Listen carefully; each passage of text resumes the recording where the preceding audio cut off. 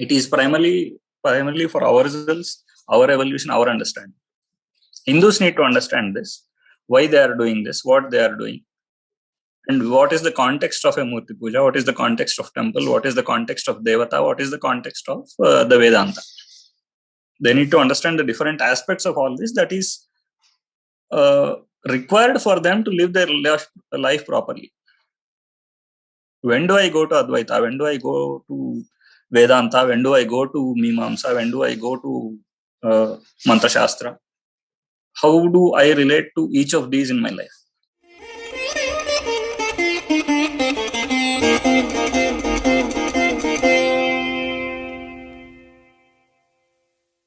Namaste, listeners. I'm with my friend and mentor, if I may say, Shankara Bharadwaj Khandavalli once again in another series, and we are going to be talking about Devatas once again.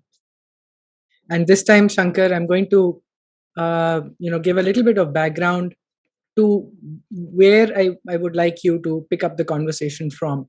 And these ideas, some of these ideas you've actually spoken about in earlier conversations, so they may be repetitive, but it's like a refresher course for me because these are hard concepts for me, and I'm sure for a lot of thousands, lakhs of Hindus out there as well. And also a little bit of disclaimer that I might keep interrupting to help explain concepts which a lot of us, including myself, are not aware of, and so please don't mind, and I'll try and we'll try and together keep coming back to the main topic. So the background I want to start from today is Carl Sagan, the cosmologist, famous scientist, was once asked by somebody in a TV interview that if he believed in God. His answer was, depends on which God. What he meant was that if you're talking about a creator God, like an Abrahamic God, then no. But if the interviewer meant Spinoza's God, which is described as God is the sum of the natural and physical laws of the universe, and certainly not an individual entity or creator. God is the only substance in the universe, and everything is part of God. Whatever is in God, and nothing can be or be conceived without God. Now, this sounds like non-duality or Advaita. And non-duality, and like a joint term, science and non-duality, SAND, has been made famous by physicist and scientist Dr. Fritjof Capra, who actually influenced my spiritual journey a lot some 20 years ago. And Advaita in this context seems to appeal to a scientific and yet well-rooted Hindu. It is very easy to adopt such a view. However, in this context, Devatas, bring in that ambiguity. And what tends to happen is then they are seen as abstract energy principles, or words like metaphysical energy, metaphysical ideas, or even sometimes also sort of reduced to being symbols. For example, I know a lot of Hindus around the world. There are pictures of Ganesha where they will say he has large ears to tell us human beings that listen more, and so on and so forth, right? So they are only symbolic in that sense and perhaps not real in their minds. Having learned and had these conversations with you, I find this objectionable. And also the whole idea of Vigraha worship or Murti Puja falls apart if you make symbols out of a Ganpati or even Krishna. And we are a civilization which is actually based on Devata worship. Yes, Advaita may be part of it. I don't even know what Dvaita or Vishisht Dvaita are. Some Hindus tend to confuse Abrahamism with Dvaita. And so you get the drift of where I'm going with this. And so from some of our earlier conversations, you've actually said that Devatas are sentient beings in a process of creation who are possibly or not, who are part of higher realms. And in this context, there are Rishis, there are Vyasas, Gandharvas, and so on and so forth. So I'm going to start with this one question. Is Ganesha a real sentient being as part of the process of creation? Over to you. Is Ganesha a sentient being? Yes. In a very short one-word answer, yes. But is that all? No. Because you have many Ganapatis. You have a Siddha Ganapati, you have an Uchishta Ganapati. There are so many Vidyas in Ganapatya. So now, are each of these different sentient being? No. So basically, there is one substratum, there is a principle, and then you have so many manifest forms, countless manifest forms in which you can realize or. So what does that really mean? I mean, is this even comprehensible by a normal human mind? You're saying substratum, energy principle. So Yes. So let us say we are humans. We have certain view of understanding the world. And why have we said Ganesha has 4 legs, 4 hands, a head, a trunk, all these things? Why are we trying to envisage these forms? Because we are essentially human beings. But are we envisaging, or are they like that? You had once mentioned that the Devatas are prototypes, for example. And that sort of fit into my worldview, that, in the process of creation, there was possibly an imagination of Brahma, or however creation happens. Yes. So human body, boar, or correct. Human body, so I don't know. Please explain. Yeah. Correct. So both sides are there, right? One is you start from the primal principles of creation. There is probably only energy, only consciousness, only matter. And then there is a sequence of creation, all that happened. Maybe initially some primal beings got created. There are probably maybe primal qualities existed. And then when matter and consciousness came together, let us say Prakriti and Purusha came together, then your creation has happened. All that stories. You may have multiple stories, but essentially there is a sequence of creation where you got the primal beings, then you got the Prajapatis, then you have the Devatas, then you have the human beings, all the animals created, all these things in a very elaborate sequence of creation. You come from the top, yes, each principle is divine. That is one way of looking at it. Now, the other side of it is you have Veda, you have Purana, all these, you have the Devatas, mantras, all these are basically our attempt at understanding the creation. Is science existent in nature? Maybe partly yes. It's not exactly that this is the form in which science exists, right? But every principle of nature, let us say gravity is there or anything else, they exist, but the form in which we know science is what we have created. So the human knowledge of gods is basically created by humans. I am lost. Now, so, okay, what is science? Science is nature's answer. I mean, this is again said by a famous scientist. Science is nature's answer to man's question about what the world is. Right? It is not exactly. So there are both sides of it. Is it true? Yes, it is true. It is verifiable. It is refutable. All those qualities are there. But if you remove the human understanding of world and talk of what the world itself is, that may or may not be called science. See what I'm saying? So the Devata, when you say from a human perspective, the Devatas have manifested themselves in countless forms to various humans in various locations. Right? The Matangi is there, or Saraswati is there. So many Devata forms have come. Nila Saraswati has come, Tara has come. So many countless forms. Now, are these absolutely the forms in which the world or the primal energies exist? They are two separate things. This is how we have perceived it.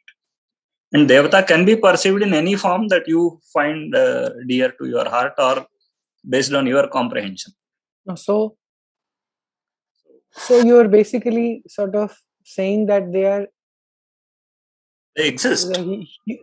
They exist, or They is it exist only very perception much. of a human being that?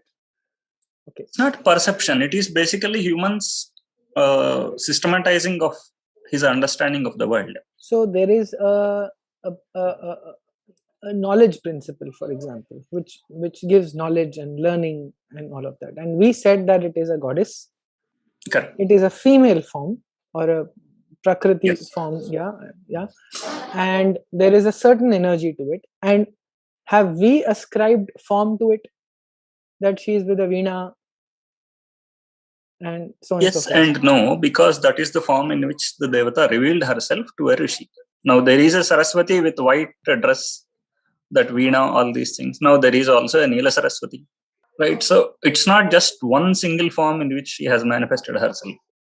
She has manifested herself in many forms. There is a four-armed, there is a 18-armed. There are many forms, multiple forms in which Saraswati can be envisaged, was envisaged, is envisaged. Okay, so the energy is there, and that energy, that quality of the divine, that specific quality of the divine, which brings learning and knowledge to Yes, so knowledge and learning, let us say, is Saraswati, the primary aspect of Saraswati, or the primary nature of Saraswati. That remains. In all various different forms of Saraswati, that still remains constant. When you say Shakti, similarly, it will be Gauri, it will be Durga, it will be Chandi, it could be Lalita, anything. But ultimately, you know that it is primal energy.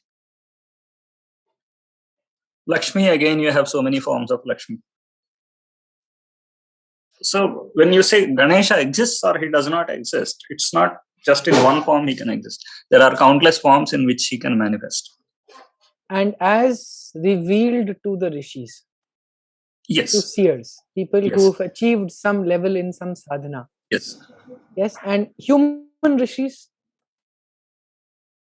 they have been revealed to human sages. You mean by rishis here? You mean Rishi can be anything. Rishi, Devarshi, yeah, human rishis. Yes. Okay, so they have a certain form, which means that Ganesha, for example, has an elephant head, and maybe sometimes with the five-headed Ganesha, or sometimes with the trunk on the left or on the right, and all of that has different meanings and so on. So that is what you meant by a substratum is sort of the same. Yeah, that core principle is there. What is Ganapati, and then you have so many forms of Ganapati, and that is the same case with, say, Saraswati or Lakshmi or Saraswati, Hanuman. Shiva. Yes, anybody.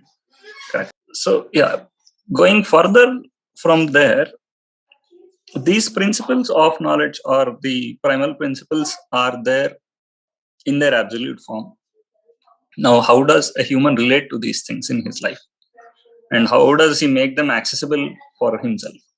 That is where all these forms and worshipping of these forms, all this come. So when we are doing, let me move to Vigraha. So when the form was revealed to the rishis, the basis of the conversation today came from my conversation with one of my fellow team members at Sangam Talks, right? I forwarded some of the conversations to you.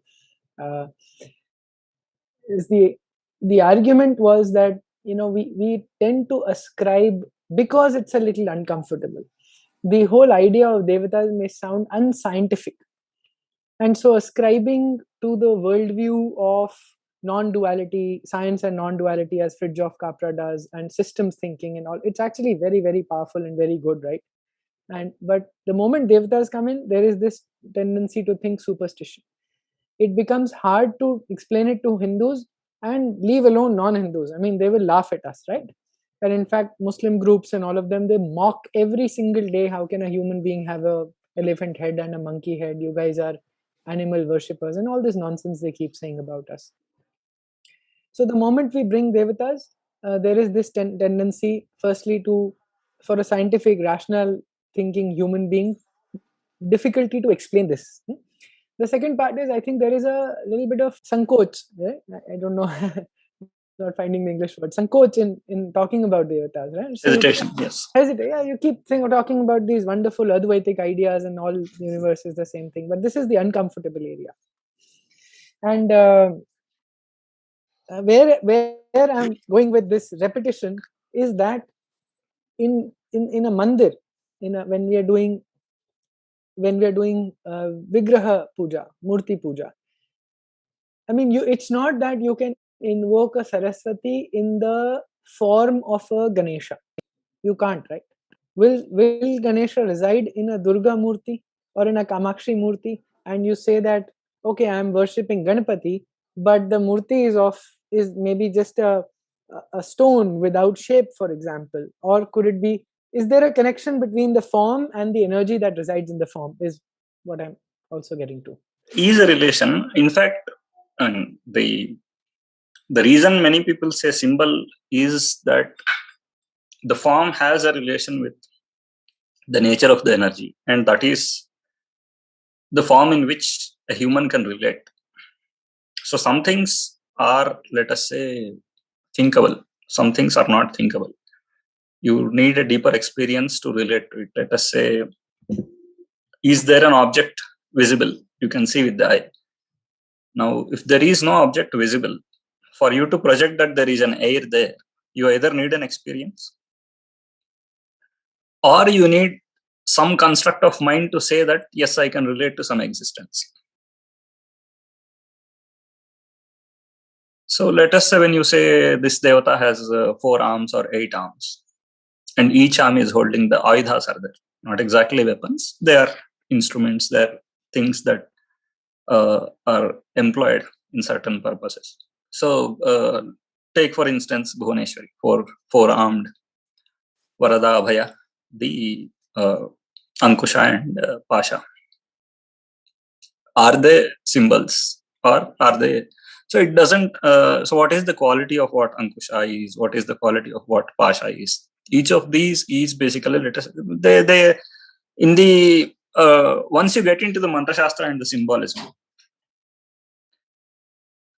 these are very well defined things with very specific meanings. Now the Kama and Krodha are represented by these, the Ankusha and Kasha, right?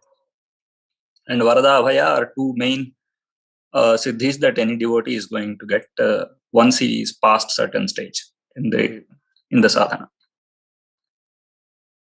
Once you can relate to them, you can also understand what they are telling you. So now,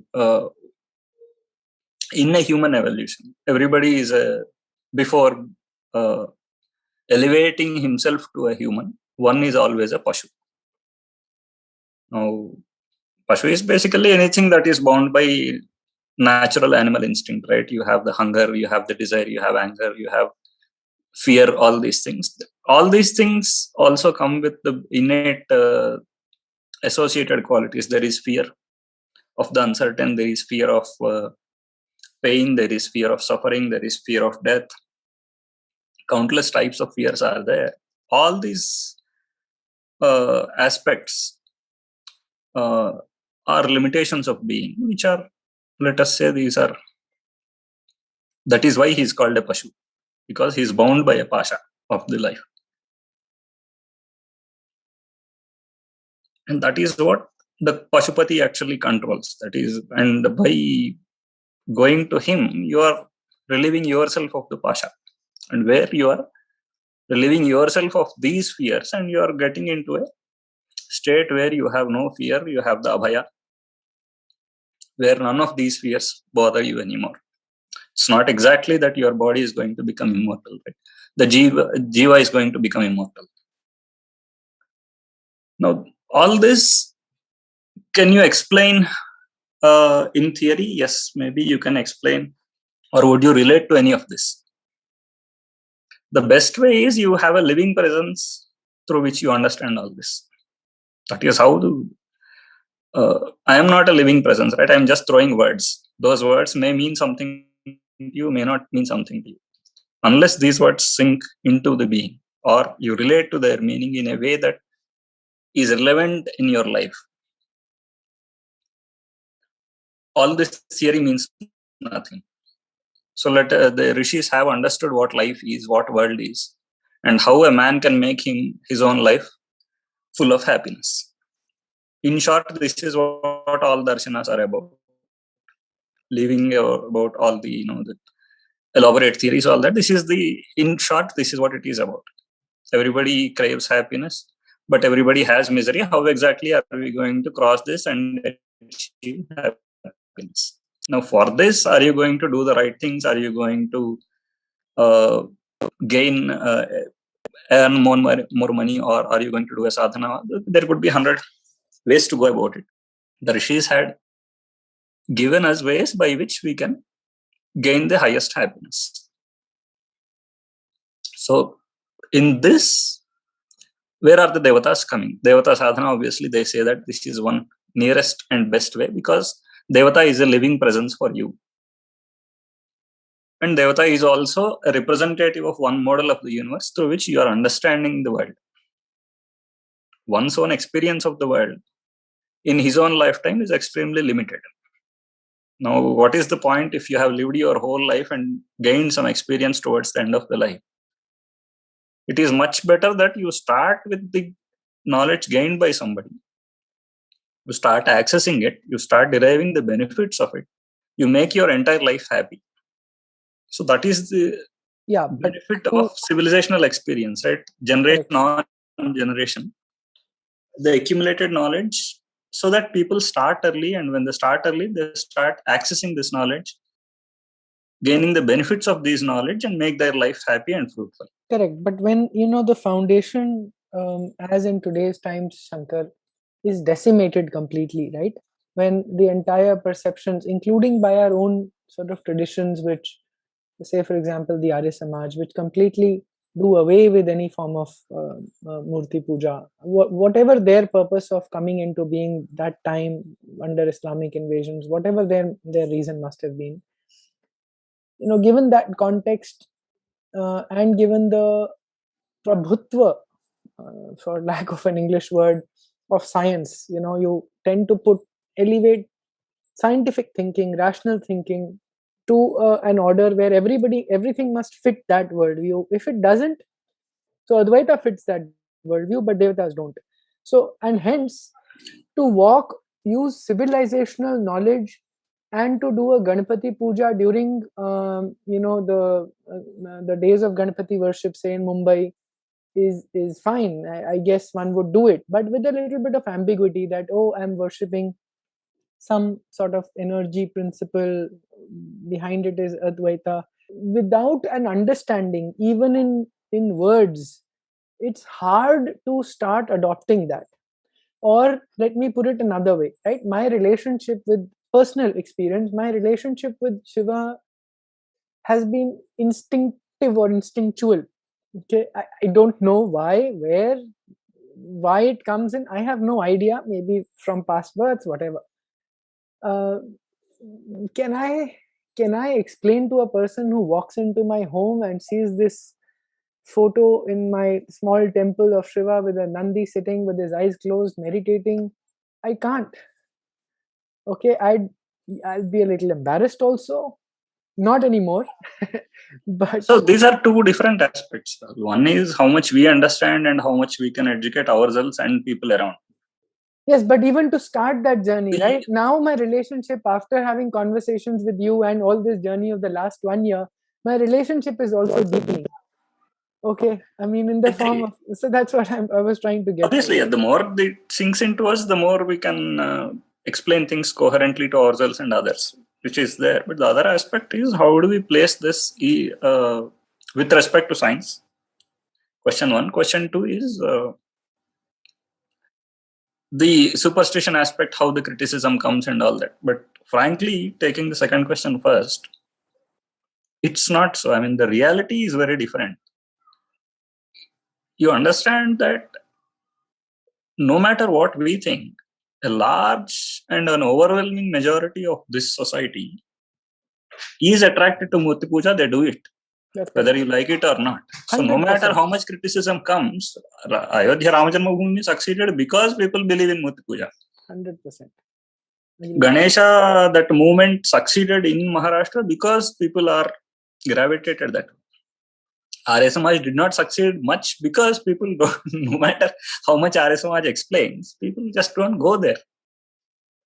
So we don't actually have to reinstate Murti Puja, it is already there.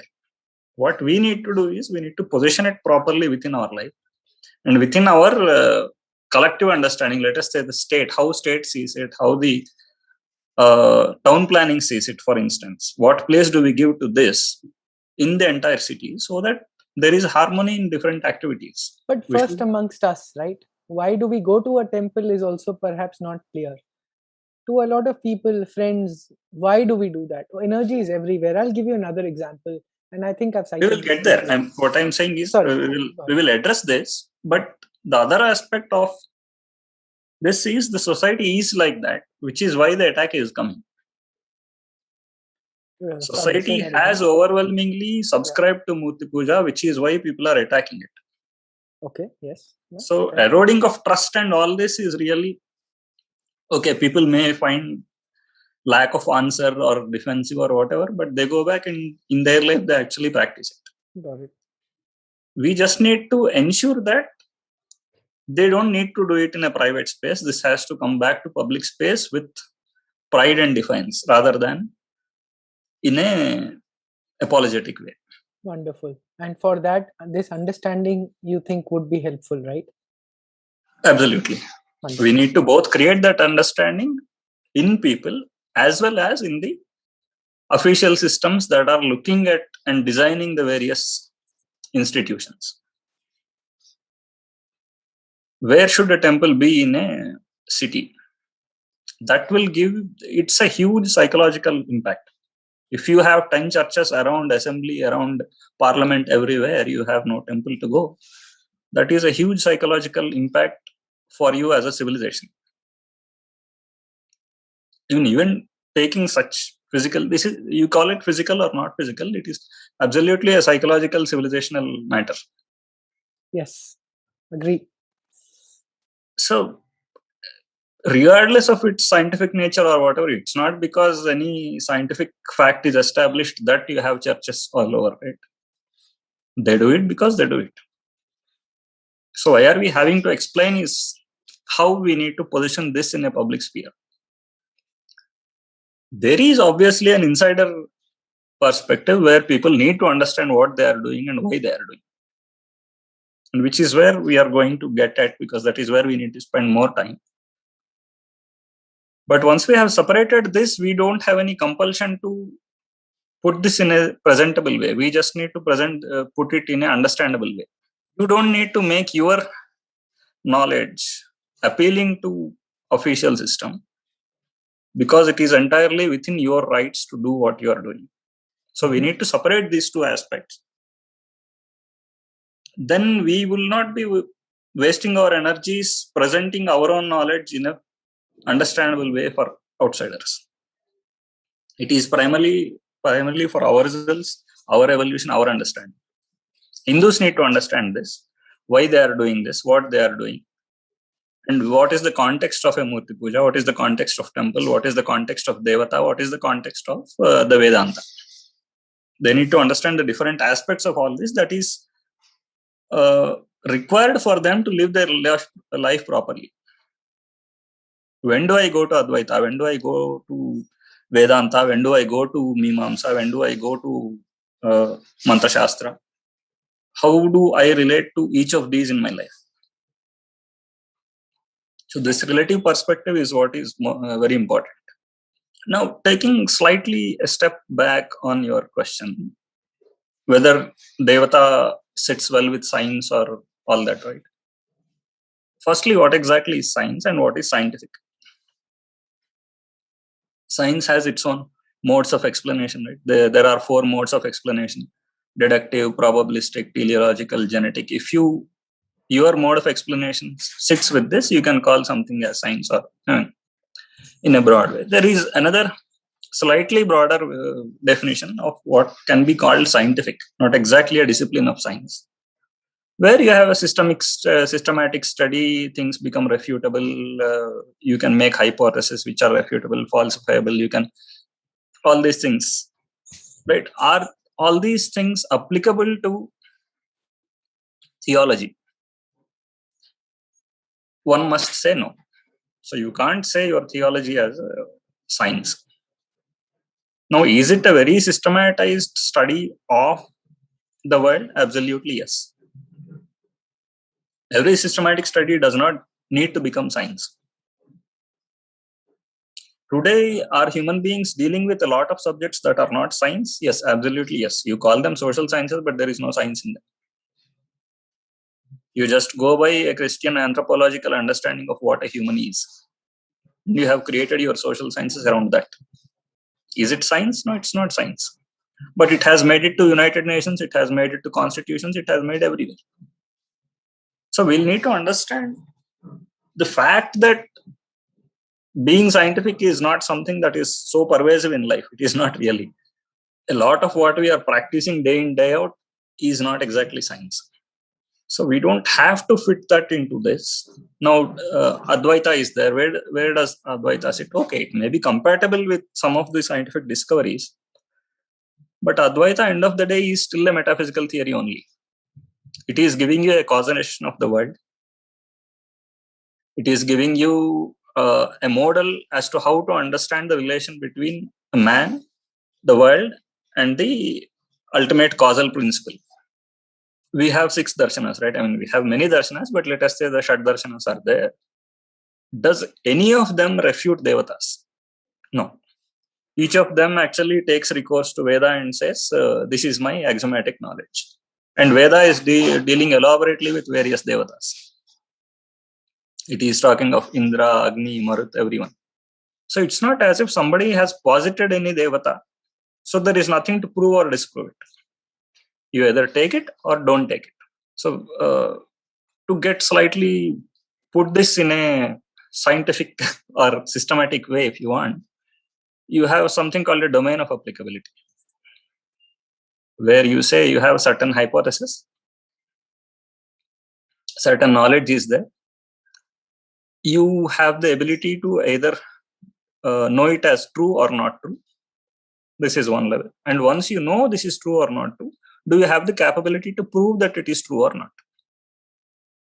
If something is absolutely verifiable in all times, either as true or untrue, but you don't have the ability to prove, then it becomes an axiom, right? You take it as an axiom, you want to use it because you know it is true, but you don't have the ability to prove. Now, this is what Veda is. Veda is the axiomatic knowledge. You know that it is verifiable, but you can't prove it. You can't even disprove it. And without an axiom, there is no knowledge. There is no mathematics without its own axioms. So similarly, can you help explain that, please? You said Veda is like axiomatic knowledge, which is verifiable, but you cannot prove it. Yeah. So that is the definition of an axiom, right? Axiom is something that you can verify, but you can't prove or disprove. So either you take it or you leave it. So what do you mean the Veda can be verified? Help with that difference, that nuance, please, here. Verifiable, I mean, isn't verifiable equal to being able to prove? What does No, verify is ascertaining the status of truth. Verifying only the truth value. You can say that it is true, but can you prove that it is always true? So empirically, does sun rise in the east? Yes. You have verified it over millions of years. So there is only, you have projected it and said that, okay, this is going to happen always, but you also have a logic around it. Now earth is like this, sun is like this, we are going round, so this direction will not change, so this is true always. Logically, you have made a projection and said, I am able to prove it. You call it induction, deduction, there are several methods to prove. So in the context of our knowledge of the world, Devatas have been posited as entities, as real entities. Now, can you prove that they exist? Agni is there. There is an Agni, you know that it is Agni. Does it have these, 3 feet, 4 horns, all these things? That is a concept created. See, this is where I lose it sometimes. The word concept to me means that it is different. So you use the term that the Devata revealed himself or herself or itself into as a form to the Rishis. The moment you say concept, right? This is where it becomes an abstract symbolism of Agni, right? Because Agni has flames, so you say that it has four. I'm not sure. I mean, are you using that word loosely, or do you agree that In using the the word context of concept? formal knowledge, concept is the right word. Why?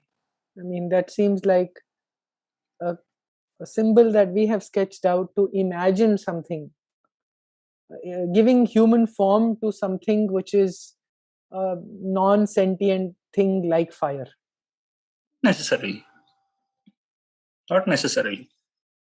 That it is a concept does not imply that it is not real or existent. I mean, they can coincide, right? That is how the whole Vedic poetry has come about. It is real, it is layered, it is also theoretical, it is also conceptual, it is also philosophical, it is also a living energy. To my mind, it feels like something we've sketched out just to explain it to people, or it's while it is may not be Because there. because in maths and physics, that is how we have related to the word concept. That's correct. But that does not mean, let us say that sun is a concept or an entity. It's an entity as for you. Yes. Sun can also be a concept, Okay. right? There doesn't have to be a contradiction. It can be both at the same time. So similarly, Devata is also like that. It is a very complex thing, right? I mean, if you don't call it complex entity, it is a concept, it is an energy, it is an astronomical symbolism, it is also a spiritual experience, and it is also a living presence. It is all this at the same time and more than this, which is why we are able to bring it down to something that we can relate to and experience. Okay, let us say somebody does not have a rigorous sadhana, he does not have a direct experience of Devata, but he will not say but it is not that it is not a reality for him. It is still a reality for him. It is a living presence for him. His uh, thinking about Rama, for instance, is a living presence for him. Absolutely correct. And that is how actually 99% or more of Bharat would Are actually relating to be it exactly. exactly like that. But that's neither a preliminary point nor a final point. There is a lot more to it, is what I am saying, and that lot more does not negate this part. Your living experience of a living presence, or your devotion of your within your mind, is not going to negate the theoretical aspect of this. Let us say the Purusha Rama of Ramayana is the Purusha of Sankhya. This is a very well laid down theory.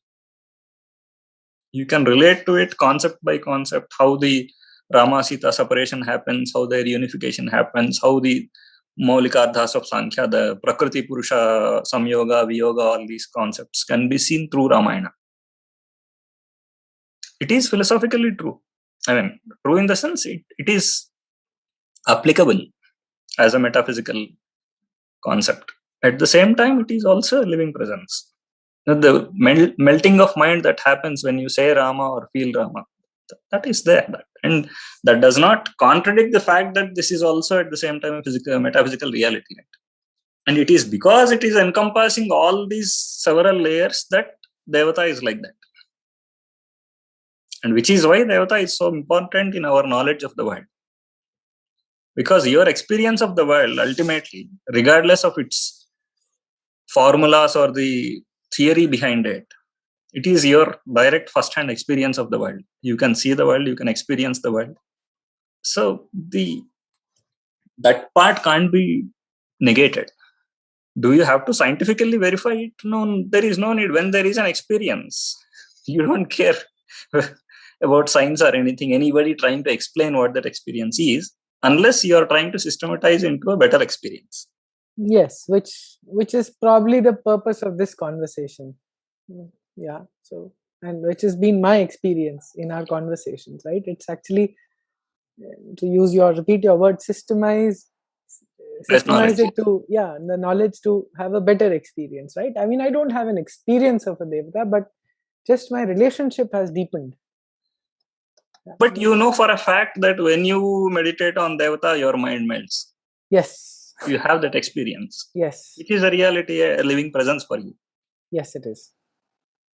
Now, does it elevate or even itself? Not only meditate on the form of a Devata, but just inside an area which supposedly is of that Devata. So just the sheer energy you start to feel. You enter a space, it quietens you down. Of course, that experience lives, and different places you get different sense of experience. So exactly. So that is the whole mantra shastra of the Veda, or ultimately whatever you say, it is ritualistic, whatever. The core text of Veda is the mantras, right? And then you have the yajna where the mantra is applied, all these things. But the Samhita is basically the mantra towards the Devata. The Agni, Indra, Rudra, Vishnu, all these Devatas, their mantras, it's basically revealing us the nature of those Devatas. It is also telling us how we relate to those Devatas and what we should do so that we are deriving the best benefits in our life. So no matter how scientific the Vaiseshika, the Advaita, all these concepts are, all these theories are, this aspect they have never rejected. The reality of Devatas, or reality of the world in itself. Because every Devata is one understanding of the world on the end of the day. No, the Advaita is not rejecting the reality of the Devata. Veda is expounding the Devata very directly. There is... Yes, that's clear. Okay. That's clear. And that we are relating to, we are practicing it. We have its experience, we have its fruits. Now, these things, what is Advaita or Vaiseshika or Nyaya or Mimamsa or Sankhya doing? They are trying to put this in a perspective and say, this is what Veda is actually telling you about the causation of the world. Now, why does it tell? Because ultimately there is an apparent reality of the world. They also posit that there is an essential reality of the world, which may or may not be the same as what we are seeing. The gross reality is there. Then there is a subtle reality. The subtle is causing the gross. So you understand the subtle, you can control the gross better. Let us say in our own life, we understand how things work. We can deal with them better. How people think and how people react. We know this. We can deal with them better. So it's a similar dynamic. You understand how the world works. We can derive our experiences better from the world in our life. Correct. Yeah. And the whole ritual is directed towards that. You call it materialistic, you call it spiritual. This is all, just jugglery of words. But ultimately, this is the reality. You know how the world works. You know how to make your life better. So Devata is giving you certain things. You say Devata is giving, or you have done the ritual and Devata is bound to give you. There is a theory around it. Sure. Devata is a mantra baddha. Devata is bound to come whenever you invoke the mantra. But provided you have certain devotion, you have elevated your mind, all these prerequisites are met, Devata is bound to confer the grace or whatever. Beyond this is a reality that they have taken for granted, the Darshanas. They are not trying to explain this.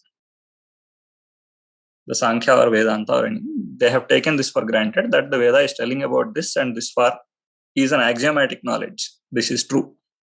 We are not trying to prove or disprove. We are theorizing further for those people who have taken this to be true. Got it. We are not arguing with people who have not taken this to be axiomatic. Very nice. Okay. Beyond that, now they are trying to put further theorizing, saying these are the principles, underlying principles for the creation. You understand these principles, you can transcend the phenomenal aspects of life into a deeper happiness. How misery is coming, how binding is coming, the Pashu and Pasha that we discussed. How the Pasha is coming, you understand it, you can get over it. You can undo it to yourself in your life. If you are not bound by fear, if you are not bound by uncertainty, if you are not bound by fear of failure, then you have achieved a state of certain happiness, assurance in life. I'm putting it in a very simple word. It can be physical, it can be spiritual also. It could be adhibhautika, adhyatmika. At the most essential level, also you can have the same experience. You are assured, you are no more uncertain of what you are going to face in life. What are you going to realize or not? That uncertainty is also not there at a higher level. But this is the basic dynamic. Mm-hmm. And the journey involves the same dynamic at different stages.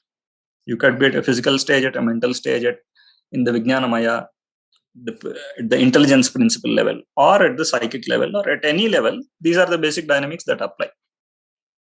Your fears, your uncertainties, your assurances, your diligence of practice, the obstacles you face, all these things.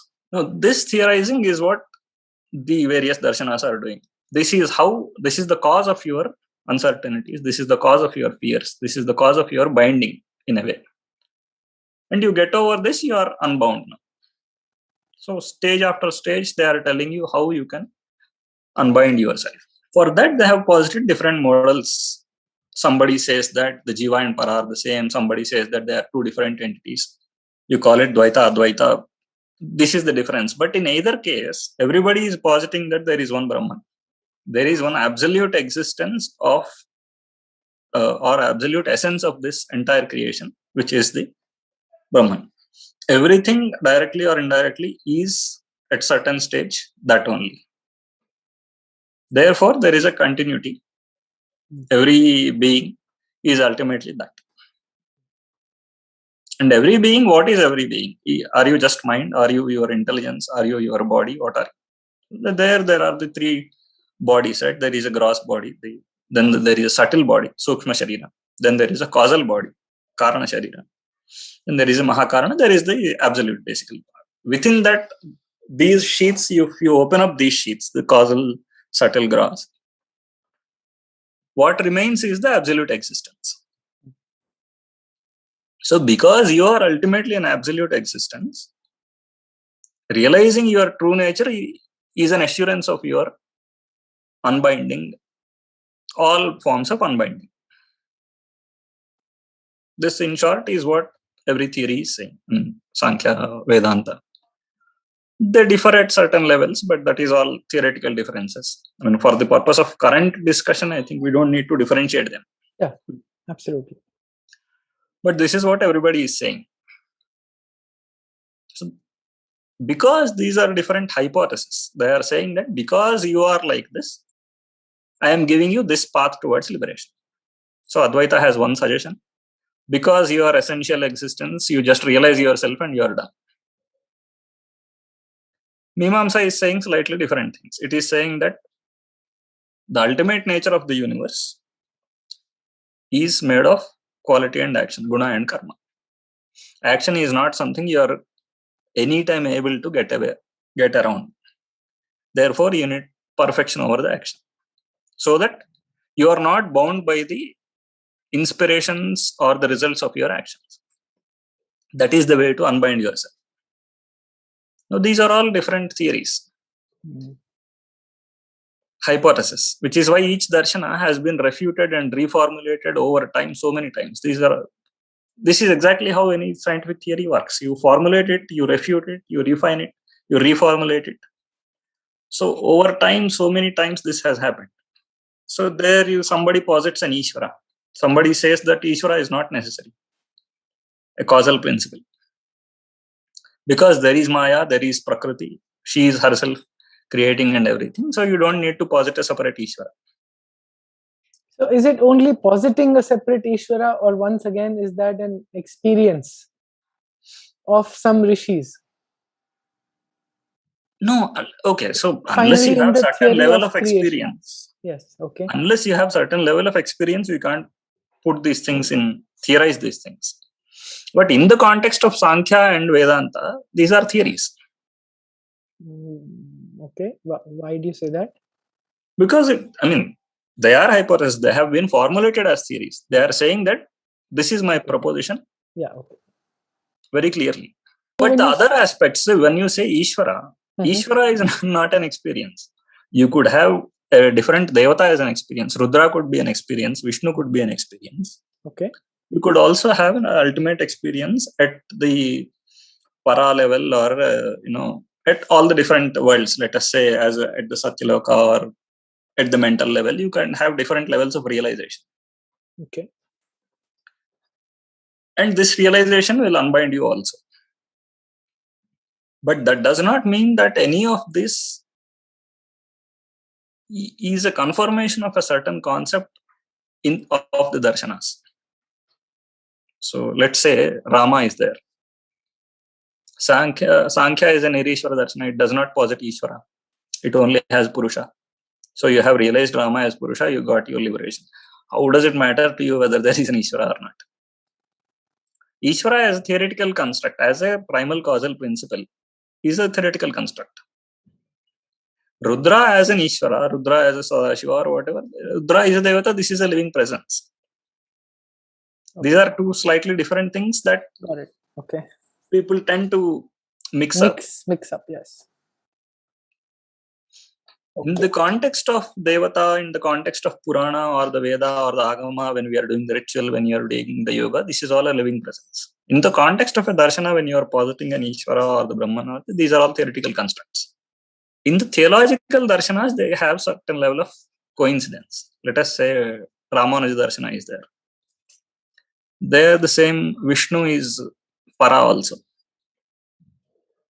In Shaiva, it is not. In Shaiva, Sadashiva is the Para. Yeah, whereas, I don't quite understand Para very well. But let us say Brahman or whatever, the ultimate principle. Okay. Paramatma, for instance. In Shaiva Darshanas, Rudra, then you have an Ishwara. So there are 5 principles, right? The Brahma, Vishnu, Rudra, Ishwara and Sadashiva.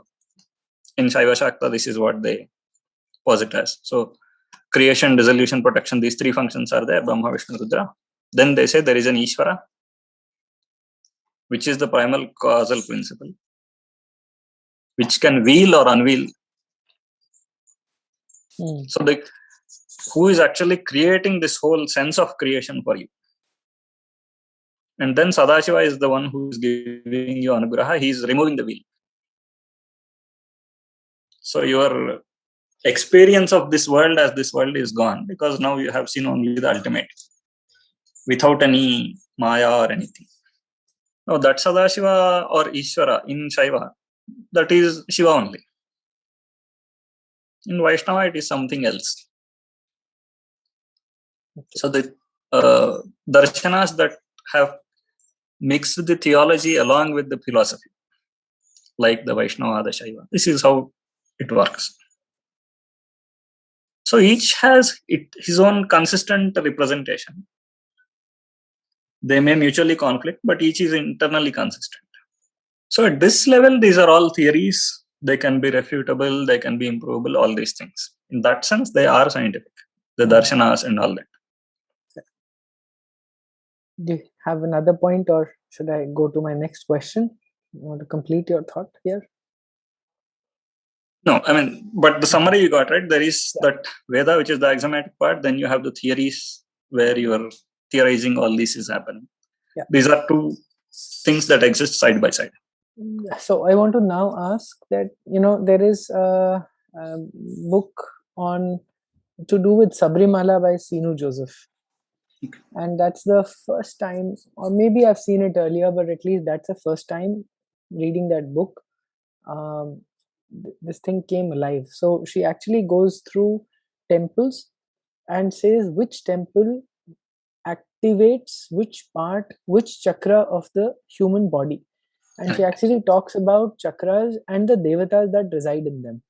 This whole thing of outside, inside. Okay. Is Saraswati out there, or is she also inside? Is she a mantra in which the kundalini is rising? And we are basically invoking that chakra within us.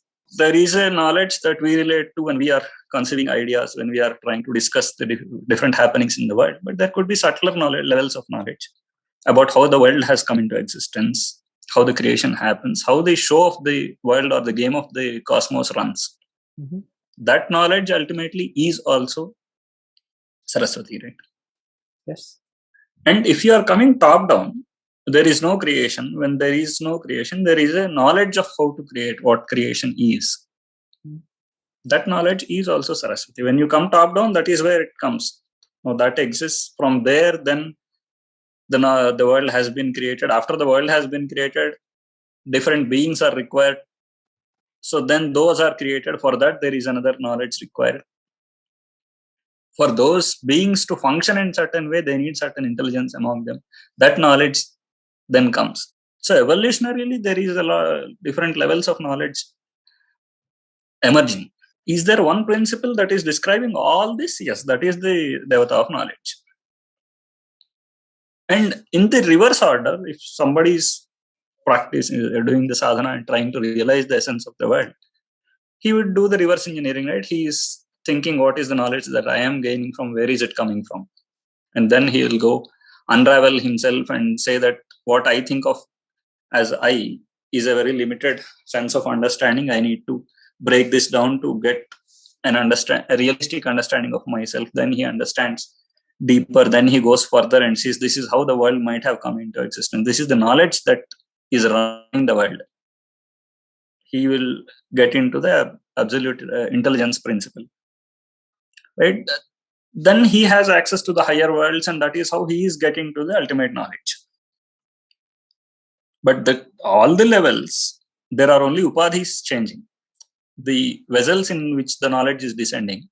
But the one that is connecting all this is the same knowledge. It is only descending into different layers, different beings, into different levels, in different forms.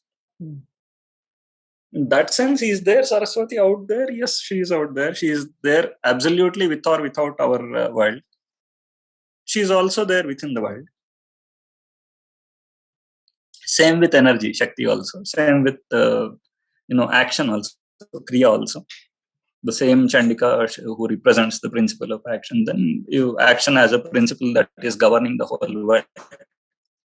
So each of these primal principles that is running the world is a Devata. Similarly, Agni is there. Is Agni absolutely there? Yes, the will that has created the world is Agni. Similarly, the will that is driving all the beings towards their actions, towards their aspirations, realizations, everything, that is Agni, the divine will. I didn't understand. Divine will is Agni? Yeah, and that is the symbolism that, in fact, Sri Aurobindo tells in his commentary of Veda. Okay, I know that. So, these, you call them concepts or theorizing? Maybe, may not be, because it is a very much a living presence. Now, why do you need to formulate this as a Devata? Because this is not just one tiny presence within you, but this is the grand presence in the whole universe. And by breaking down your barrier, and you can grow into that vast. Because every being has that craving into the vast. Everybody wants infinite power, infinite happiness. In the heart of hearts, everybody craves that. That expansion is possible through this. So every Devata, every being, by going to a Devata, doing that Upasana or Sadhana, he is actually expanding himself and making himself a vehicle for that Devata's consciousness to descend into him. Agree. Yes. Got it. That is how he is expanding. Initial stages, yes, it might be a mental conception because you don't have the direct living presence experience, but you definitely have your own experience of what you are doing, which is also presence only. Your experience is your reality. Have you seen Saraswati? I can't say I have or I have not, but I can definitely tell you that yes, she is there all around, because whatever we know is her only. There is nothing that is not her. I mean, that's because you formed a mental construct. Somebody who's Precisely. not coming from this civilization would not say that it is hers. He would just say there is knowledge all around. Right? For example, Spinoza has conjectured, as I was saying, that is the sum of the natural and physical laws of the universe. Right? So, I mean, that is how Spinoza is postulating a God out there. Correct. So, in that manner, somebody who's not coming from this civilization would just say knowledge. Somebody who is from the Hindu fold would actually say that this is Saraswati and ascribes a form to it. Now, what I've heard you say in this conversation is that it is a she, and she has revealed herself in a certain framework of form, and that framework can have many separate forms, yes, but that generally is the purity symbol, knowledge symbol, veena, swan, all of that, hansa, yeah, so which actually symbolize learning and knowledge and all of that. General framework is like that, whether there is a tamasic version or a sattvic version or whatever, right? Yeah, okay, so that I get. Now this is revealed to the rishis, and they have further shared it with us, where people like us who have no direct experience start to form a relationship with that deity, with that energy principle in that form, um, taking, say for example, the authenticity of the Vedas, right, where you just said that Vedas are axiomatic, which means they're assuming that the devatas are there. They are not trying to prove or disprove any of this. Yes, they assume that this is already there. Yeah, and that then in that context they're explaining on how you can have a better life if you recite such mantras and all of that. Right.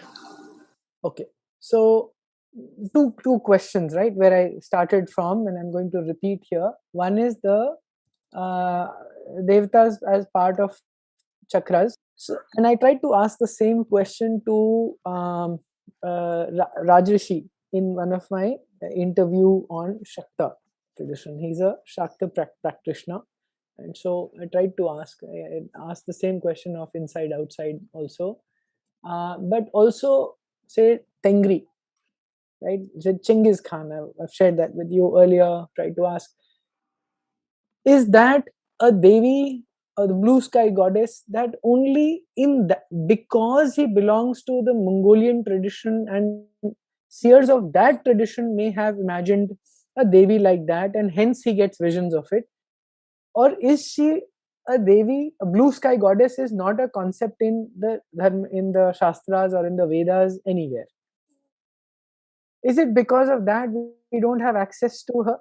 Or can we also have access to a blue sky goddess and put it within the framework of our pantheon of devatas, or the 33 kotis of devatas, for example? Are you getting the drift of where I'm going? What about the Yeah. Greeks? What about the Egyptians?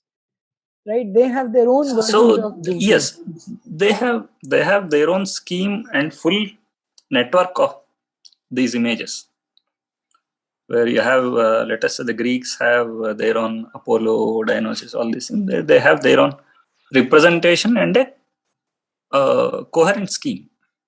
We have our own coherent scheme. I was probably alluding earlier also. You have multiple schemes. Let us say the Lokapalakas are there, the Dikpalakas are there, the Grahadevatas are there. The same reality of the world you are representing in many schemes, not just one Devata or just Trimurtis. At some level, it is Trimurtis.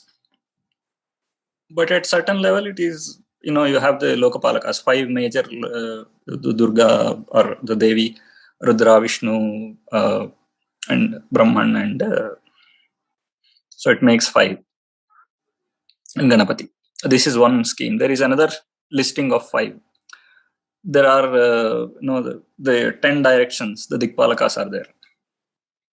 These are also one enumeration of the whole world in certain way.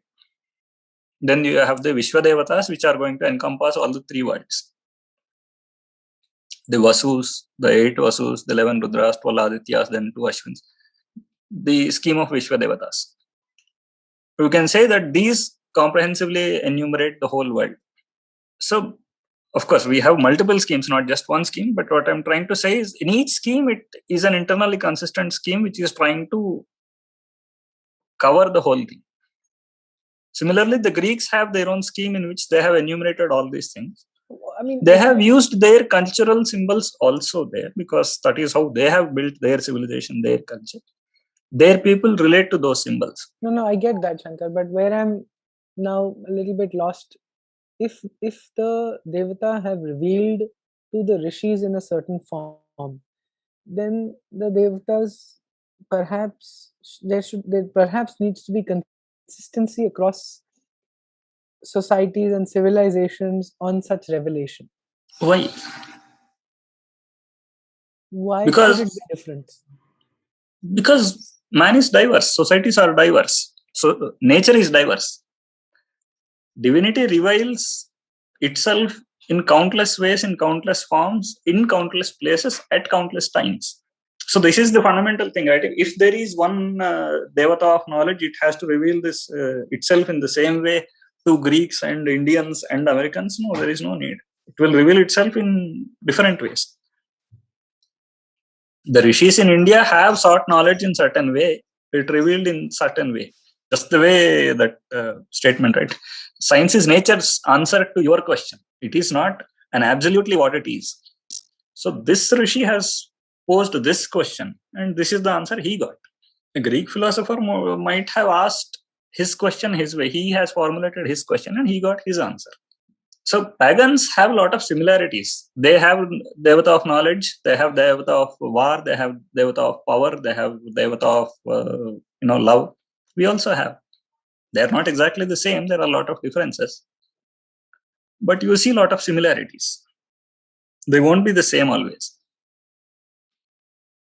So you have a Manmadha. You have also your Devata of attraction and all that. He's not exactly the same god of love you see in the Greeks. There will be significant difference in the formulation. Partly because of how they have seen nature and what are the questions they have asked of the nature. Partly due to their own cultural symbols. So we have Devatas of sky, definitely. We have Bhuvaneshwari, the goddess of space. She also rules all the worlds, all the bhuvanas. But as an absolute space, she is going to rule the Dharakasha, the Chidakasha. They have seen the sky as blue, and then they immediately formulated a Devata for that blue sky. So man can do these things in countless ways. For us, again, Surya Devata is there. That is a very direct conception, right? Whatever is visible, they have formulated. Of course, he has so many lengths, hands, all these things. 12 months, he moves through different 12 places. So each place, he has a different form. Oh, is this all reality? Is this all conceptualized for a living presence? There is a relation between them. Relation between how sun is in that time versus the spiritual symbol.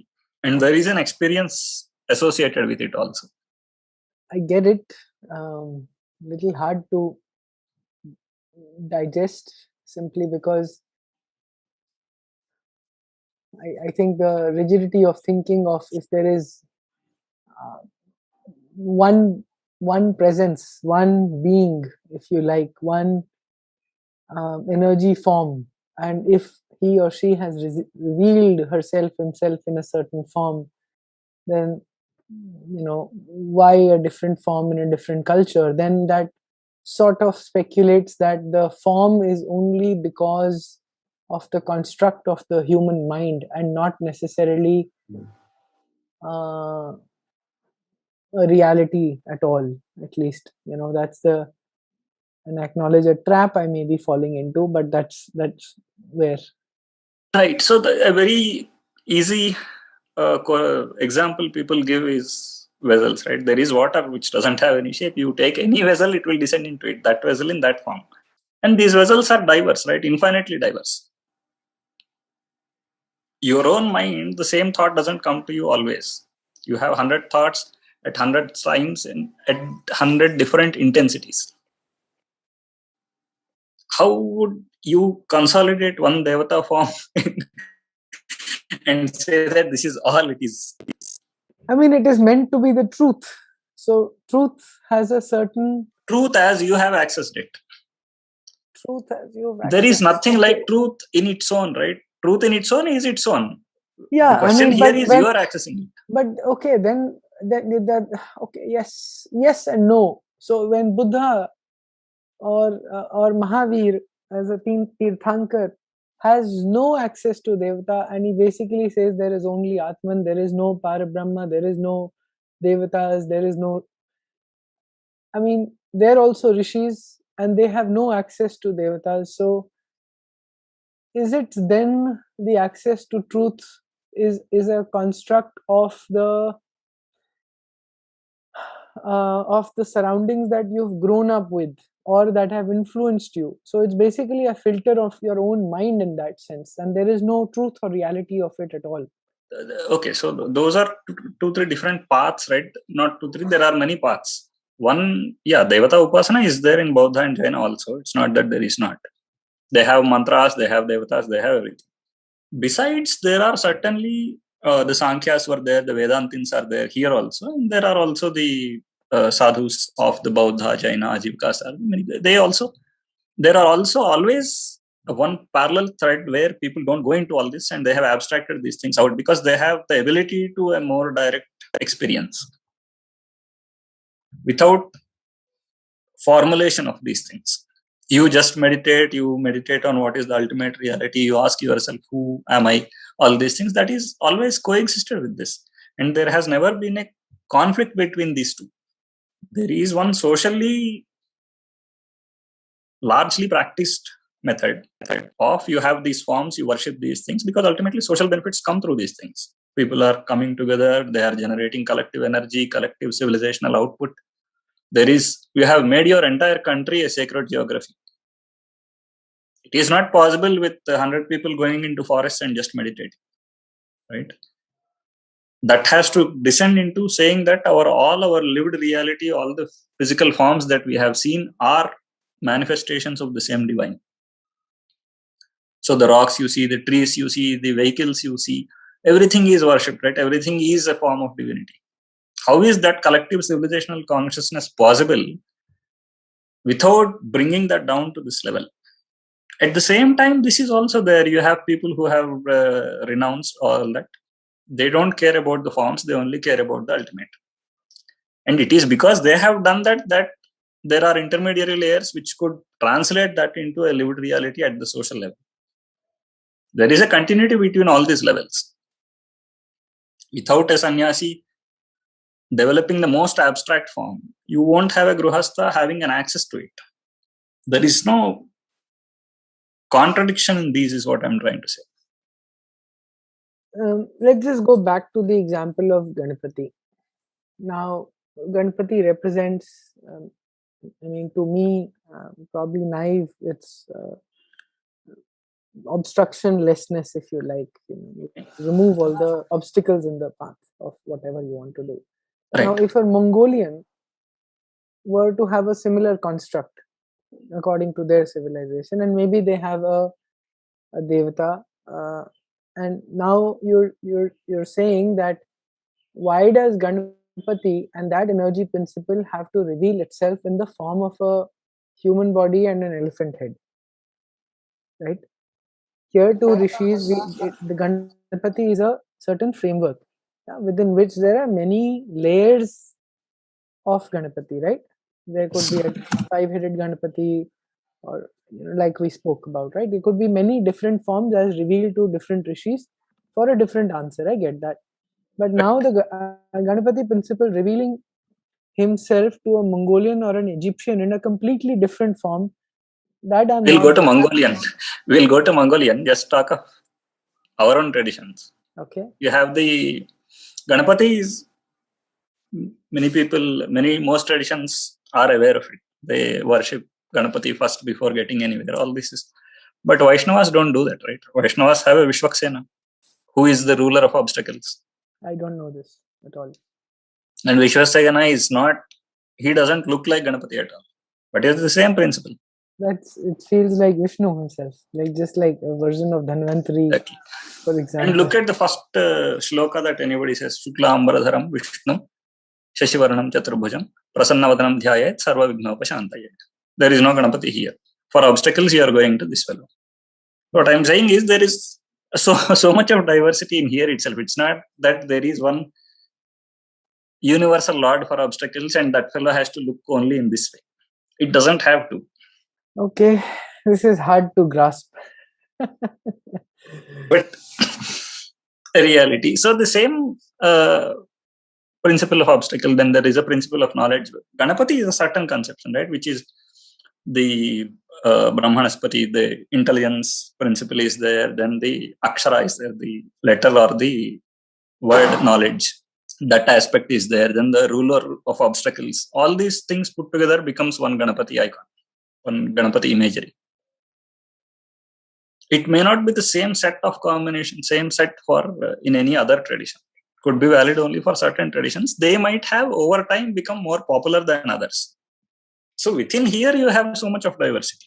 Obviously between here and Greek and Mongol and other pagan regions, you would have infinite diversity. So their sky goddess is of one color, our sky goddess is of another color, because ultimately sky is just the space. What is the color you are relating to it depends on the flavor of energy you are evoking, right? Invoking.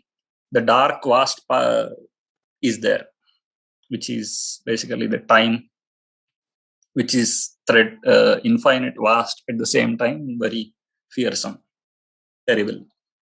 Then you have a very pleasant space, the dawn colored.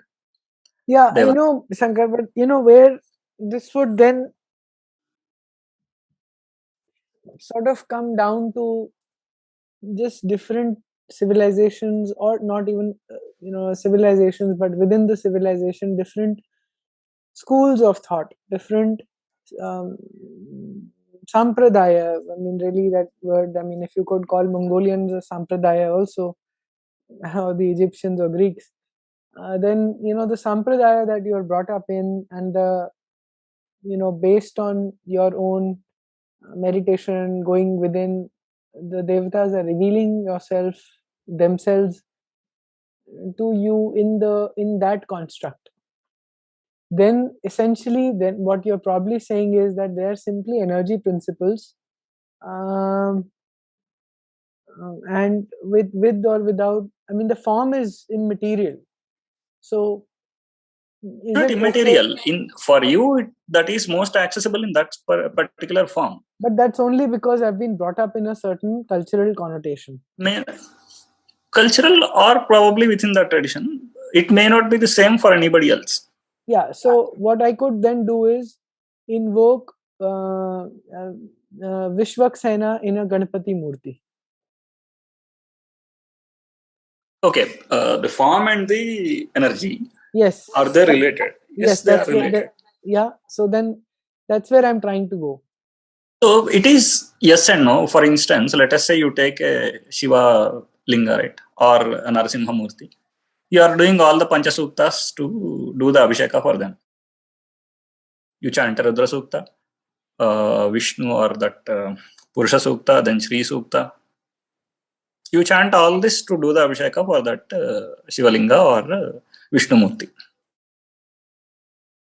Is he one form? If he is Vishnu, how can you use a Shiva mantra to do that ritual?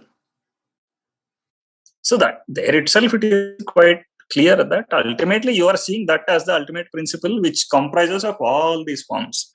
So there is no hard physical form restriction there.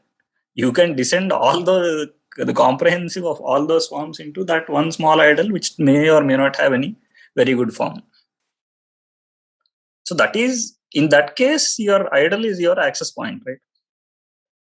There you are invoking, you are accessing it. You are first invoking into yourself, then you are transferring it to that idol so that you are making a relation there. You are then doing the worship. This is one dynamic. Now, why does it have to have this specific form? Because of that mantra shastra, the dhyana shloka, all that, you are giving it a form that you can most relate to, where that mantra devata can reveal itself best. Because then your imagination is very easy it's a fertile ground for your thought to progress. The four hands of Lakshmi, of Vishnu, now that is a very easy thing for you to go further from there. You can also just put a shapeless stone and say, this is the Vishnu Salagrama, I am worshipping it. People also do a silver or copper, whatever, idol with four hands, all that thing. Both exist. So can you do it? Yes, people already do it. But it is in tradition. You don't do Vishwaksena puja within a Ganapati idol because this is a Vaishnava guy, that is not a Vaishnava guy. So practically that doesn't happen, but definitely both Shaivas and Vaishnavas use all the Rudra, Vishnu, everything Sukta for the same idol. In this case a Linga, in that case a Vishnu Rupa. They are seeing that one thing as the universal, the composite of everything, every conceivable form. You have one specific form in mind, you are meditating, that is one thing. But when you are doing this collective ritual, let us say your daily puja, panchayatana puja, there it is a composite of everything. So I think you're trying to, your question has on that side or this side is what I'm trying to ask. So let us say you have one form in mind, you are meditating, you want to realize that particular devata. No, should I even have the form in mind then? Or should I only think of an energy principle? Should I think of a Vignaharta, somebody who's removing, and then the form is immaterial, whether it is Vishwaksena or is it... Correct. That also is done. That is also done. People actually meditate on the principle. Then, yeah, so then tomorrow I could go to a Chinese temple. I don't know how they do their...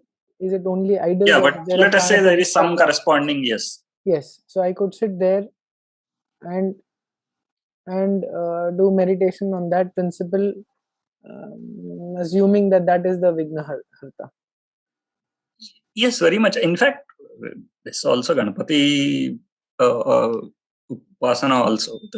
All these stages are there, right? There where you actually just meditate on the form and imagine that these form automatically involves those principles.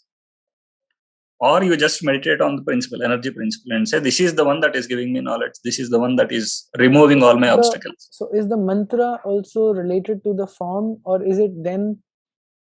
I mean, so for example, I've seen some people only meditate on the yantra. And in fact, I've read somewhere that in establishing murtis in a temple, you actually use a yantra as a base for the vigraha. So in the sense, the yantra and possibly the mantras which invoke the yantras or bring the energy into the yantra is what is turning the stone into a living being, really. So it is actually the yantra. So ultimately it is the same thing. Mantra is the word form of it, yantra is the representative form of it. Idol is also a representative form in a different sense. The word form is, so if you represent that word form of the same principle in a yantra, in a contrivance, that becomes the yantra, or in an idol it becomes an idol. These are all different representations of the same thing. So let us say, but yes, Devata mantra is the word form of the Devata, right? That part is... Yeah, that part is clear. Yeah. Now you unravel the Parapashyanti Madhyama. But maybe the mantra is also finally revealed, right? It's revealed to some rishis who've passed it on and saying, here is a mantra you use to access this deep. Yes, and this mantra, you do you upasana of this mantra, this is the form you are going to realize. Oh, so the mantra is related to the specific form. So it's not that you can use a Ganapati mantra and you get access to Vishwaksena or some form in the Chinese scheme of things. It won't. But you can definitely, once you realize that mantra, you can see that this is somehow related to something else. Right? Somebody is chanting besides you another mantra. You can see whether it is the same or not. Yeah, I didn't get you. Sorry. So you are chanting Ganapati mantra. Somebody else is chanting a different form of Ganapati. Somebody else is chanting a Rudra mantra. All the three, if they have access to the essence of the mantra, they can relate whether it is the same or not. So that way, these are not just concrete different forms, right? Let us say there is a Maya Bija is there, then there is one Durga mantra is there. That they are very closely related. One who chants this and one who chants that, they can see that they are aligning very much into the same form. They are basically meditating on the same form, a similar form, if not exactly the same. It's the same energy or something like that. One could be a semantic form, one could be a bija form of the same thing. Yeah, okay. I'll need to understand this maybe in a follow-up conversation. Sure. But yes, mantra is definitely associated with a form, a particular form. So if you are going, it could be. So Indians could possibly access, if they were to access the Tengri Devi, then to the Rishis or somebody like a seer elevated one, they would be able to access a certain mantra for that Devi, for the blue sky goddess. Yes, and that will be a totally different mantra. It will not be the Bhuvaneshwari. Correct. It would be different. And they could potentially access that. Yes, is that what you're saying? Much. Very much. So it is just that scheme of Devi Devatas are not within our current because scheme of for things, us there is certain level of completeness. Let us say you have the 10 Vidyas. They see a completeness that these 10 principles most comprehensively explain the whole world. That is the scheme. Similarly, your 5 Lokapalakas comprehensively reveal to you the entire world. So you don't need a blue sky. If you have this sky and another black Kali principle put together, you have covered both. You don't need a separate blue sky. That's what I'm saying. There is another scheme where blue sky is relevant in that their sense of completeness. So we might still have another scheme, a new scheme where that becomes an integral part. Do you know, maybe a side question, but do you know, I mean, nobody else seems to have any mantras at all. They have idols. I'm not sure what the Greeks or the Egyptians or Mongolians have, or Chinese. Mongolians, I think they do. I am not very sure, but I think they do. Okay, and perhaps also the Egyptians. Definitely the Buddhas and Jainas have, the Tibetans, all these people have. As far as I know, the Japanese must also be having their traditions, they should also be having. But mantra may not have as much centrality to them as it has for us. And so in that sense, without the mantra, isn't the form of the deity incomplete? It's probably just a stone in that sense. Is it not? I mean, it may be a form just coming. No, chants everybody have. Chants everybody have. Yeah. But why we specifically call it mantra? There is a mantra shastra. Now each syllable you say that this is representing certain force, and putting together these syllables uniquely creates this kind of force. That whole mantra shastra is evolved for us. Now, how much it is evolved in each of these civilizations, we really don't know. Some might be lost, some might be in a reinvention phase, some might be half developed, we don't know. But most of these pagans do have their own chants and all that. But for us, the unique thing is because we had the advantage of continuity in development. That mantra shastra is, we made it axiomatic. Around it, we have developed the dharma shastra, all these things, various subjects, some of which are directly about worship, some of which are about organizing the society, like your dharma shastra. Some of which, in fact, an Upaveda like the Dhanur Veda or Ardha Shastra, they are directly related to how we are conducting various affairs in life. So that completeness and that continuity has come in our civilization. Okay, let's go to the first question. Devatas as part of the Chakras, and this possibly also is intertwined. The question of others also is the same Devata part of the Mongolian as well. You see, there has got to be some. How shall I say, some, I mean, not if Rudra is part of some chakra, or a certain form of Devi or Ganpati is part of some chakra. For example, I've heard that Ganpati is part of the Muladhara. So if he is, then Ganpati must be part of the Muladhara of a Mongolian and Egyptian as well. But do they put it as a Kundalini form in the first place? In fact, in our own traditions, Kundalini is one aspect, right? There is Kundalini Yoga, there is a Laya Yoga, where it's not in the form of chakras, it is more in terms of the samyama, the samadhi, all these things. So chakras is one school. It's not that the others don't understand chakras, but that's not how they look at reality, right? Prakriti, Purusha, Samyoga, Viyoga, all these things. When this is going by Sankhya, realizing Sankhya's meaning in your practice. That is how Patanjala yoga works, right? That is the Laya yoga. Then you have Hatha yoga. Then you have a Kundalini yoga. There is a Nada yoga, where mantra and realizing the para level of work, right? That is how you unravel the meaning and the real nature of the Devata and yourself, in fact. So there are so many forms. It's not necessarily that each of these is really represented in the form of chakras in the first place.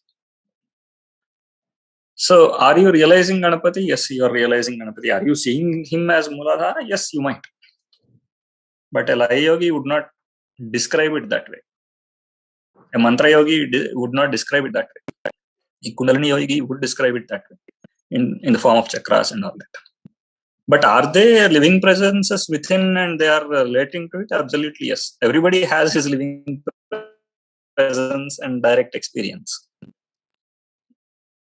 But their terminology of their experience is very different. And their meditation practices also would be very different according to all this. Right? Let us say the Vedantins are there and the yogi is there. Where is the yogi trying to concentrate and where is the yogi trying to visualize things? It's within the body. There is a Dvadashanta, that 12-inch, that 12-finger distance. He is trying to map the places and then he's trying to see. A Vedanti concentrates into the outer space, right? He does not try to point inside the body. He is trying to see outside the body in the vast space. So your point of concentration or meditation is also. So there is a lot of diversity in this. The point where you see, are you seeing it as an abstract? Are you seeing it as an experience within some point of your body? Are you doing a dharana? So it could be the same Devata, but the same Devata, again, based on these different forms of yoga, you might be experiencing differently. For some, Ganapati is just purely a form of word and letter and knowledge. He is not a Kundalini symbol. But by realizing, he would also have that awakening. It's not that Akshara Yogi would not have the Kundalini awakening. He would have implicitly. But his explicit focus and realization is on the word and knowledge aspect. So this is more a matter of how you're representing things. So now would you have this outside our civilization, does a Greek see this as a part of certain location in the body? May or may not. They may not even have this conception that this fellow resides at this place in the body. In fact, if you see in the certain portions of Veda, it is there. Let us say the Nada Bindu Upanishad is there, where the chakras are all described, all these things. And what kind of Nada comes in the what chakra. But if you see just the Samhita, there is no description of chakra, there is nothing. Agni is Agni, right? It is a description of Agni or Indra or Shakti for that matter, or Rudra. There is no chakra, nothing. So yeah, you could have for the same thing various different representations. In fact, a majority of Hindus themselves don't relate anything to chakras or anything. No, yeah, I mean that's gotten more associated with Hatha Yoga or Kundalini, yes. Yeah. And that has probably taken a lot more popularity of late. Yes, I mean also because of Western adoption. I mean in serials they put yoga, yes. posters of the 7 chakras and all of that. As a matter of fact, in fact, yoga as a darshana has been refuted, right? Yoga is a lot of adoption, wide adoption as a practice. But as a darshana, it's not no more the dominating darshana. Advaita is what dominates. This is a technique and a practice, and that is the philosophy. Yes. I mean, this leads to that philosophy is the understanding. Yeah, is the posturing. Yes.